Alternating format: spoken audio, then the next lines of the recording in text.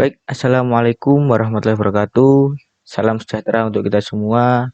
Om Swastiastu, Namo Buddhaya, Salam Kebajikan. Pertama-tama, perkenalkan nama saya Iqbal Iza Adafiki dengan NIM 2005 1204008 dari Prodi Teknik Formatika kelas B 2020. Di sini saya akan menjelaskan secara singkat mengenai infrastruktur jaringan dan data center yang mencakup beberapa poin. Di antaranya, yang pertama pendahuluan, lalu jaringan komputer pusat, dan jaringan komputer terdistribusi. Lalu data center, jaringan berdasarkan cakupan, jaringan berdasarkan aksesnya, jaringan berdasarkan cara membangunnya, topologi jaringan, jaringan berdasarkan penggunaan kabel, dan jaringan berdasarkan siarannya. Video ini dibuat untuk memenuhi tugas mata kuliah jaringan komputer. Sekian dari saya. Apabila ada kekurangan atau kesalahan kata, mohon dimaafkan. Saya ucapkan terima kasih. Baik, di sini saya akan menjelaskan tentang model infrastruktur jaringan.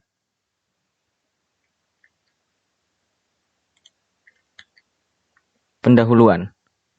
Jaringan komputer adalah sebuah kumpulan komputer dan peralatan lainnya yang terhubung dalam satu kesatuan. Untuk membuat sebuah jaringan, switch dan router menggunakan berbagai protokol dan algoritma untuk bertukar informasi dan membawa data ke titik akhir yang diinginkan. Selanjutnya, network infrastruktur atau infrastruktur jaringan. Suatu himpunan sistem komputer yang sama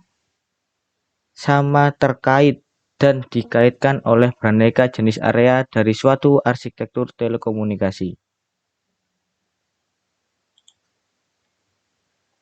Perbedaan jaringan komputer terpusat dengan jaringan komputer terdistribusi. Jaringan komputer terpusat. Jaringan yang terdiri dari komputer klien dan komputer server, di mana komputer klien bertugas sebagai perantara dalam mengakses sumber informasi atau data yang berasal dari komputer server. Jaringan komputer terpusat terdiri atas komputer induk, host atau server, satu atau lebih komputer terminal, workstation. Komputer induk berfungsi untuk melayani kebutuhan komputer terminal. Komputer induk menyimpan banyak data dan program aplikasi untuk melakukan pengolahan dan pemrosesan data. Komputer terminal biasanya berfungsi sebagai perantara untuk mengakses komputer induk. Berikut gambar dari jaringan terpusat. Kelebihan dan kekurangan jaringan terpusat. Di antaranya, untuk kelebihan jaringan terpusat, standarisasi mudah diterapkan. Pemakaian CPU menjadi sangat efisien, sistem keamanan lebih terjamin, dan sebagai sarana aplikasi multi-user. Adapun kekurangannya dari jaringan terpusat yaitu bila komputer pusat mengalami kerusakan atau kegangguan, maka seluruh sistem tidak akan dapat berfungsi. Pelayanan yang kurang fleksibel, karena semua peralatan bantu seperti hard disk, printer, dan lain-lain disimpan atau dipasang pada tempat yang satu, yaitu komputer pusat. Bila kinerja CPU sangat besar, maka unjuk kerja sistem akan turun dan melemah. Selanjutnya, jaringan komputer terdistribusi atau tersebar merupakan hasil gabungan dari beberapa jaringan terpusat, sehingga memungkinkan beberapa komputer server dan klien dapat saling terhubung dan membentuk suatu jaringan. Terdiri atas komputer yang tersebar pada berbagai lokasi yang dihubungkan dengan sarana telekomunikasi, dengan masing-masing mampu melakukan pemrosesan yang serupa secara mandiri. Saling berinteraksi dalam pertukaran data. Berikut gambar dari jaringan terdistribusi. Kelebihan dan kekurangan jaringan terdistribusi. Yang pertama, untuk kelebihannya, mengatasi masalah beban kerja komputer pusat. Yang kedua, memungkinkan beberapa bagian lokal mengadakan percobaan konsep baru dan fasilitas baru untuk mengurangi risiko kegagalan sistem secara keseluruhan. Yang ketiga, pemeliharaan data lebih mudah karena sumber data disesuaikan dengan daerah asalnya atau database yang terdistribusi.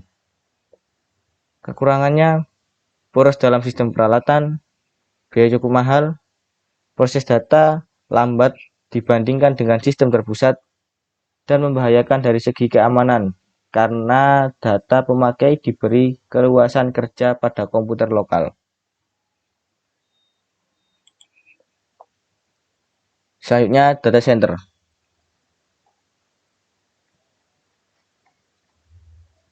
Data center adalah istilah untuk penyimpanan data secara besar dan berkala pada suatu wadah yang dapat menampung berbagai data server yang dibutuhkan.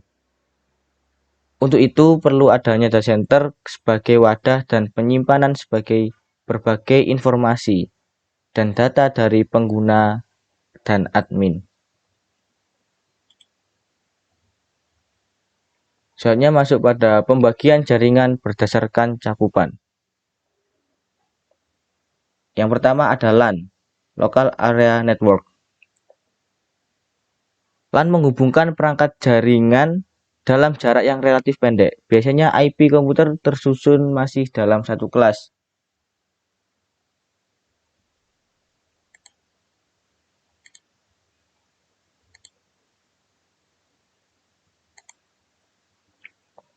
Selanjutnya ada MAN, Metropolitan Area Network.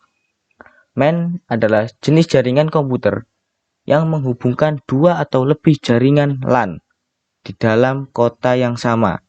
Jika jarak yang menghubungkan dua LAN tidak dapat memungkinkan untuk membangun jaringan, maka jaringan MAN digunakan. Jenis jaringan ini lebih besar dari LAN. MAN menggunakan perangkat khusus dan kabel untuk menghubungkan LAN. Selanjutnya, WAN, Wide Area Network. WAN atau yang kita sebut adalah internet, kalau seperti internet tidak memiliki oleh satu organisasi, melainkan di bawah kepemilikan dan pengelolaan kolektif atau terdistribusi. WAN jaringan mendunia yang konektivitasnya jaraknya lebih jauh. WAN cenderung menggunakan teknologi seperti ATM, frame relay untuk konektivitas jarak yang lebih jauh. Selanjutnya PAN, Person Area Network. Jenis jaringan PAN biasanya mencakup wilayah yang lebih kecil seperti misalnya jaringan rumah ataupun kantor. Contohnya Bluetooth, ERDA, printer, dan sebagainya. Selanjutnya masuk ke pembagian jaringan berdasarkan aksesnya. Yang pertama, internet. Sebuah jaringan yang dapat diakses oleh publik yang menghubungkan komputer satu sama lain dengan menggunakan sistem standar TCP/IP sebagai protokol pertukarannya.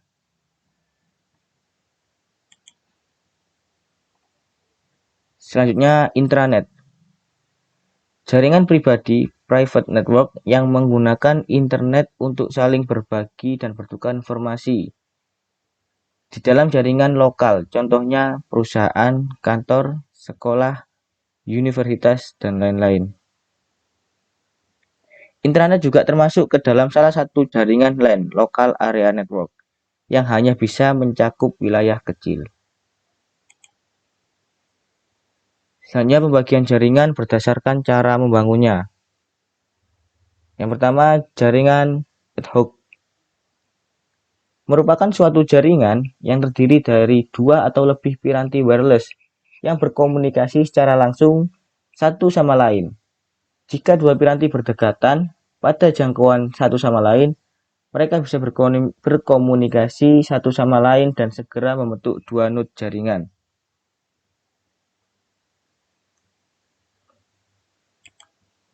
Selanjutnya yang kedua, jaringan infrastruktur. Merupakan jaringan yang menggunakan suatu piranti Wi-Fi yang disebut access point sebagai suatu jembatan antara piranti wireless dan jaringan kabel standar. Konsep infrastruktur di mana untuk membangun jaringan ini diperlukan wireless LAN sebagai pusat.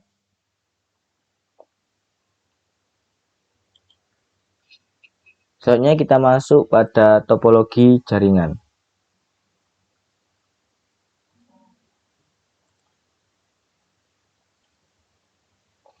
Yang pertama adalah topologi ring atau yang kita sebut dengan topologi cincin. Merupakan suatu topologi jaringan yang dipakai untuk menghubungkan sebuah komputer dengan komputer lainnya dalam sebuah rangkaian yang berbentuk melingkar. Jenis topologi jaringan ini umumnya hanya menggunakan LAN card agar masing-masing komputer terkoneksi. Adapun beberapa kelebihan dan kekurangannya. Untuk kelebihan topologi ring yaitu memiliki performa yang lebih baik daripada topologi bus karena saling berhubungan dengan cepat. Yang kedua, untuk kelebihan mudah diimplementasikan. Selanjutnya untuk kekurangan topologi ring, kinerja berkomunikasi dalam topologi ini dinilai dari jumlah atau banyaknya titik node. Jika salah satu koneksi putus, maka koneksi yang lain juga ikut terputus.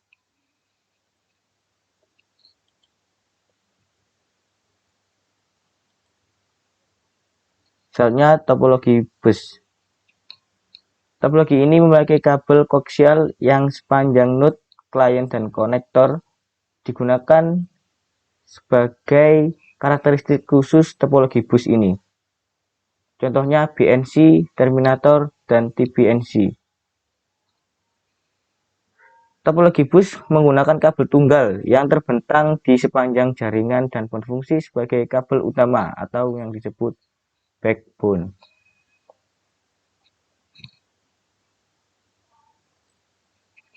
Adapun beberapa kelebihan dan kekurangan dalam topologi bus. Untuk kelebihan topologi bus yaitu diantaranya biaya instalasi yang dapat dibilang sangat murah karena hanya menggunakan sedikit kabel. Topologi ini sangat sederhana dan mudah diaplikasikan. Untuk kekurangannya, topologi ini sangat jadul dan sulit dikembangkan karena proses sending atau mengirim dan proses receiving atau menerima data kurang efisien. Biasanya sering terjadi tabrakan data pada topologi bus ini. Selanjutnya topologi mesh.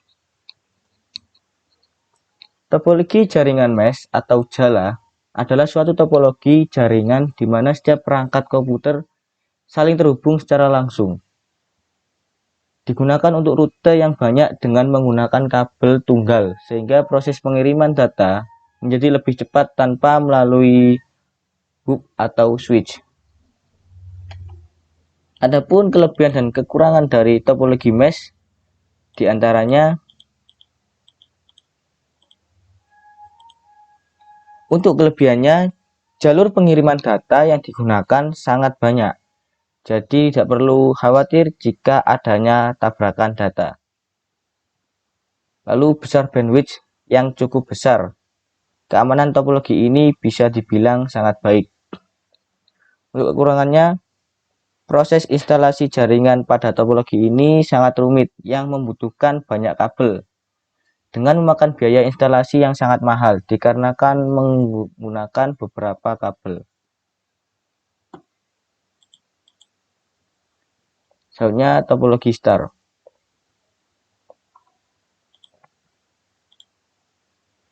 Topologi ini banyak digunakan di perkantoran ataupun perusahaan yang skala kecil dan menengah.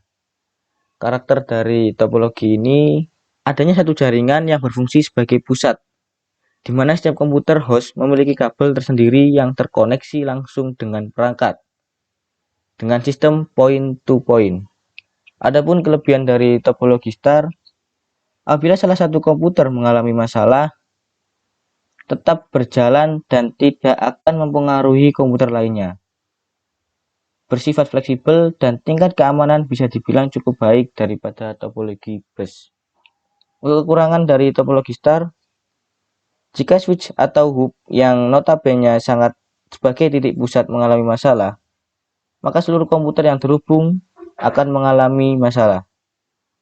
Jaringan sangat bergantung pada terminal pusat.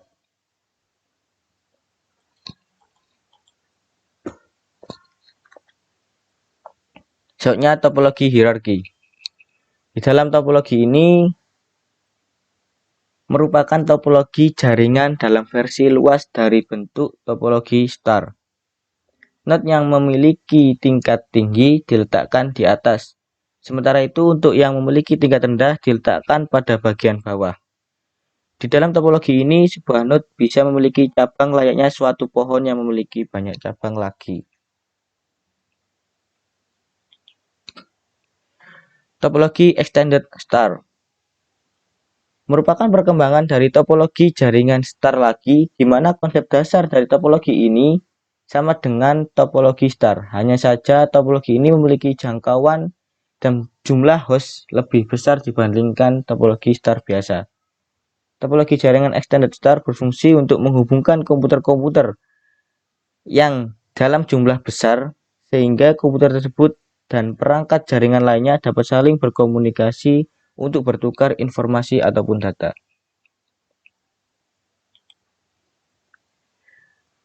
Pembagian jaringan berdasarkan penggunaan kabel. Jaringan berkabel atau wired network adalah sebuah jaringan yang berfungsi untuk komputer. Dari satu komputer dengan komputer lain diperlukan adanya penghubung yang berupa kabel jaringan. Kabel ini berfungsi untuk mengirim informasi dalam bentuk sinyal listrik atau komputer jaringan. Adapun ada beberapa kelebihan dan kelemahan dari jaringan kabel ini atau yang disebut wired network. Untuk kelebihannya relatif murah, tingkat keamanan relatif tinggi, performa atau stabilitas jaringan lebih tinggi dan lancar. Adapun untuk kelemahannya, kerapian yang kurang karena kabel yang sangat berantakan, jangkauan dan akses klien yang terbatas, lalu susah untuk memperluas sebuah jaringan dengan menggunakan jaringan kabel. Yang kedua, jaringan nirkabel. Jaringan nirkabel atau wireless adalah bidang disiplin yang berkaitan dengan komunikasi tanpa menggunakan kabel. Jaringan ini sering dipakai untuk jaringan komputer, baik dari jarak yang dekat maupun pada jarak yang jauh. Adapun kelebihan dan kekurangan pada jaringan ini diantaranya, untuk kelebihannya memudahkan proses perluasan jaringan, jangkauannya luas, jaringan rapi dan tidak ada kabel, kemudahan proses instalasi. Untuk kelemahannya, akan adanya gangguan gelombang jaringan, keamanan data kurang terjamin karena adanya jangkauan yang luas, kapasitas jaringan terbatas, dan biaya investasi cukup mahal. Jaringan berdasarkan siarannya. Yang pertama, unicast adalah metode pengiriman yang konsepnya point to point atau one to one. Jadi paket yang dikirim hanya akan diterima oleh satu host. Analoginya seperti ini. Ketika ada PC 0, 1, 2, 3, 4 yang berada dalam satu segmen, lalu ada dua PC yang sedang berkomunikasi, contohnya PC 0 dengan PC 1, PC selain PC 0 dan PC 1 tidak akan mengetahui ataupun berkomunikasi. Unicast biasa digunakan pada protokol HTTP, FTP, SMTP, Telnet, dan lain-lain. Selanjutnya, multicast atau metode pengiriman yang memiliki konsep one to many. Berjalan pada protokol seperti live streaming, radio online, dan lain-lain. Dimaksud multicast adalah komunikasi yang tidak dapat di-pause. Multicast biasa digunakan untuk komunikasi routing protokol untuk mencari jalur cepat. Broadcast adalah salah satu metode pengiriman yang memiliki konsep one to everyone. Merupakan alamat yang didesain oleh semua host dalam jaringan yang sama. Jika ada satu host yang mengirim paket secara broadcast, maka setiap host yang aktif di segmen jaringan akan memprosesnya. Analoginya, ketika PC 0 mengirimkan paket secara broadcast, maka seluruh PC lain akan menerima dan memprosesnya.